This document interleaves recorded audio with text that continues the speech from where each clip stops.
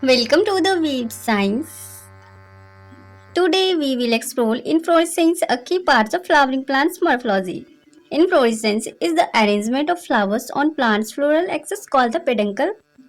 This arrangement affects pollination, seed formation, and the plant's beauty. There are two main types of inflorescence, racemous and cymous. In racemous, the main axis keep growing and flowers bloom from bottom to top. In cymous, the main axis ends in a flower, so growth is limited.